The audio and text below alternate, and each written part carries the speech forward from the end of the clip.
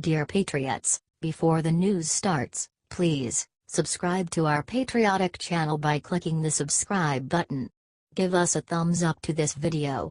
Don't forget to leave your opinion below in the comments section. Share the news on Facebook and Twitter so you friends see it. Thank you. Jaw-dropping. President Trump letter surfaces, believed to prove Trump sneaked wall funding into spending bill.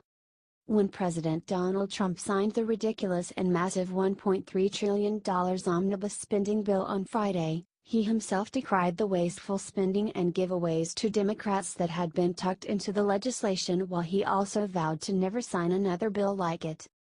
Many conservatives were also incensed at the obscene spending bill, most notably due to continued taxpayer funding for abortion provider Planned Parenthood and sanctuary cities, but also because it seemed like Democrats completely blocked Trump's efforts at building a wall to secure the southern border, granting him a paltry $1.6 billion to repair existing border fences. The lone obvious bright spot of the spending bill was the ample funding, more than had been requested actually, for the military, which Trump repeatedly made note of. But while many set their hair on fire and appeared to jump off the Trump train in dismay as Democrats cheerfully crowed about how they had stymied a major part of Trump's agenda, others kept a level head and began to dig deep among the 2,200-plus pages, and all referenced statutes mentioned therein, in search of some hidden reason why the president had signed this bloated spending bill into law instead of sending it back with a veto. That search was bolstered somewhat by a letter sent on Saturday from the White House to both chambers of Congress, which cited a specific statute from the funds governing 1985 Budget Control Act in relation to a specific section of the new spending bill, and declared that certain funding had been designated as an emergency requirement, which some believe grants the president legal authority to shift funds around and prioritize spending, or even not spend at all, certain funds in relation to declared emergencies, in this case specifically as they pertain to national defense. Thus, theories began to circulate that Trump had somehow snuck funding for the oft-promised border wall past the not-so-watchful eyes of arrogantly ignorant Democrats, and a few establishment Republicans, opposed to his agenda, who didn't bother to carefully read the bill, as if they even had time to do so if they wanted to, perhaps by cynical design of both sides. Consider that the New York Post reported that during the signing ceremony on Friday, Trump had stated, "I want to address the situation on border security, which I call national defense. I call it stopping drugs from pouring across our border. And I call it illegal immigration. It's all of those things. But national defense is a very important two words," he added. "Because by having a strong border system, including a wall, we are in a position, militarily, that is very advantageous." Then Trump tweeted on Sunday, "Because of the $700 and $716 billion gotten to rebuild our military, many jobs are created and our military is again rich. Building a great border wall, with drugs, poison, and enemy combatants pouring into our country, is all about national defense. Build wall through M." That has been understood by some to insinuate that Trump intended to immediately begin to build the border wall by way of the military with use of military funding, most likely through the U.S. Army Corps of Engineers, as he has previously declared the drug problem to be a national health emergency and specified border security as part of national defense. Furthermore, an article from July 2017 by U.S. News & World Report, which probably garnered minimal attention when initially published, began to circulate online again, which seemed to lend credence to the theory that Trump would use military funding and the Corps of Engineers to construct the border wall. That article lamented how the House Rules Committee had quietly adopted an amendment to the Department of Defense Appropriations Bill for fiscal year 2018, which struck out language inserted by the House Armed Services Committee that had specifically prohibited defense funds from being used for border wall construction, thus allowing for those same funds to now be shifted toward the national defense priority of border security. To be sure, there is admittedly a fair bit of speculation involved in the theories that Trump will use the military and Pentagon funding to construct the border wall, and it is possible that Trump and the Department of Homeland Security really are limited funding-wise on border wall construction for the moment. That said, There are those who sincerely believe that Trump really is the self-proclaimed very stable genius who somehow manages to stay a step or two ahead of those opponents intent on tripping him up and stopping his agenda. If true, then it is highly likely that Trump did indeed figure out a way to sidestep the obstructionists in Congress with a clever plan to legally divert military funding toward the border wall, for national defense and emergency purposes. We will now await the weeping and gnashing of teeth from Democrats once they realize how Trump just pulled a fast one on them.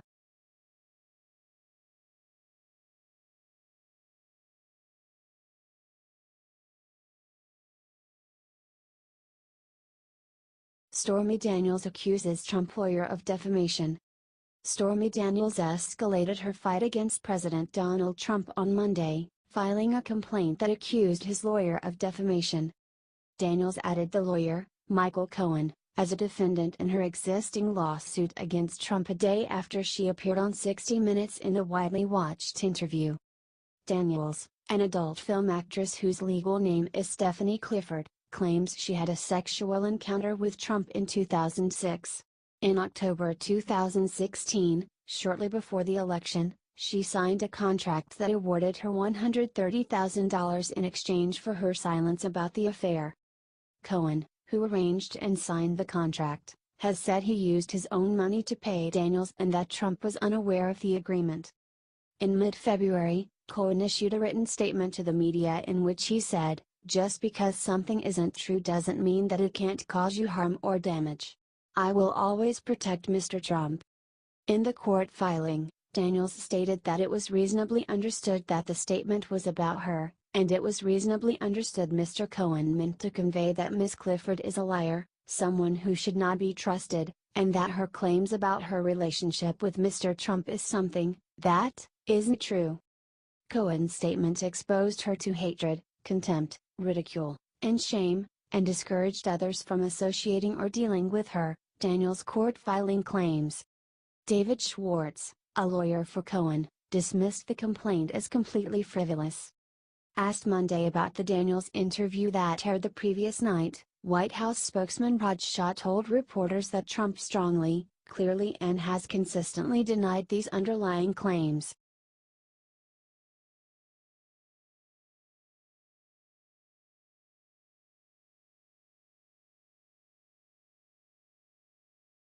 After Stephon Clark death, White House says Trump cares about people harmed through no fault of their own. White House spokesman Raj Shah said Monday he was not aware of any comments from Donald Trump about Stephon Clark, the unarmed black man fatally shot by Sacramento police this month, but he said the president cared about anyone harmed through no fault of their own. Pressed on whether the president, who has yet to address the shooting, which has sparked protests, had any response, Shah said he had not spoken to Trump about the matter. "I'm not aware of any comments that he has," the principal deputy press secretary told reporters. "Obviously, the president cares about any individual who would be harmed through no fault of their own," Shah said. "I don't know the specifics in that case. I don't want to comment further." Police have said they thought Clark, who was shot in his grandparents' backyard, was holding a gun. No weapon was found at the scene. Clark was reportedly shot 20 times by 2 police officers while on his cell phone at the home in South Sacramento.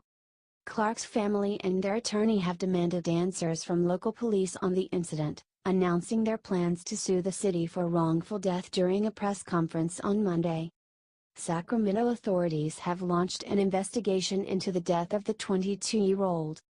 Officials at the local, state and congressional level have spoken out in response to the shooting, with House Minority Leader Nancy Pelosi saying Clark should be alive today.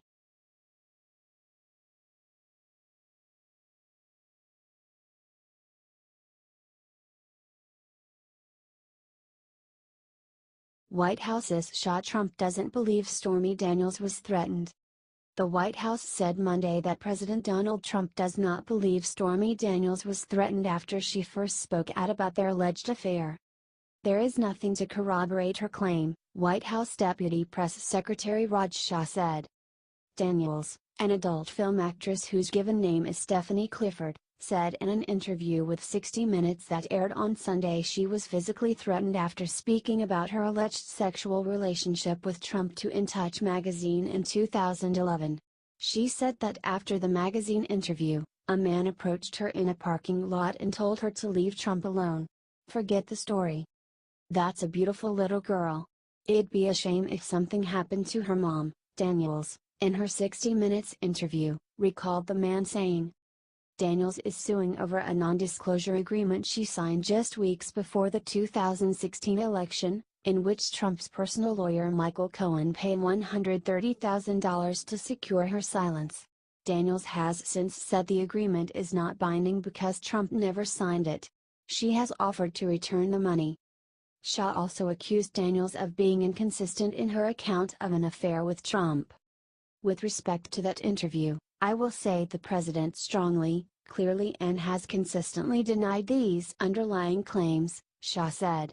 The only person who has been inconsistent is the one making the claims. When asked why Daniels was compensated to stay quiet, Shaw said false charges are often settled out of court. This is nothing outside the ordinary, he said. False charges are settled out of court all the time. You have to ask Michael Cohen about the specifics.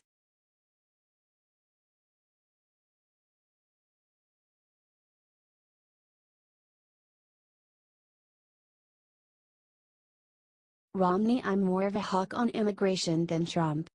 Mitt Romney, the former Massachusetts governor vying for a Senate seat in Utah, said he's more of a hawk on immigration than President Donald Trump, arguing that the young undocumented immigrants protected under an Obama-era initiative should not be allowed to stay in the country legally. Romney, who ran for the presidency in 2012 but was defeated by former President Barack Obama, touted his conservative credentials during an event on Monday in Provo, Utah, according to local media. The former GOP nominee also described himself as a deficit hawk, a stance he said makes him more conservative than a lot of Republicans and a lot of Democrats. Romney added that his Republican bona fides extended to the ongoing debate over immigration, citing his opposition to the Deferred Action for Childhood Arrivals program rescinded by Trump last year. I'm also more of a hawk on immigration than even the president, Romney said, according to the Daily Herald.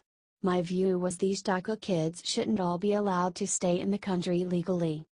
Trump announced in September he was ending the Obama-era immigration initiative, which provided work permits and some protection from deportation to people in the U.S. who entered illegally as children. Trump has suggested he would support a legislative remedy on the issue, but the White House has opposed several congressional proposals that would have extended protections to DACA recipients. The president has insisted that any deal on DACA must also include funding for his controversial wall along the southern U.S. border, a proposal that has drawn heavy criticism from Democratic officials and immigration advocacy groups. Romney, who was widely expected to run to replace retiring Senator Orrin Hatch, Republican Utah, officially announced his bid last month. I am ready to fight for this great state and advocate for solutions that improve the lives of Utahns, he said.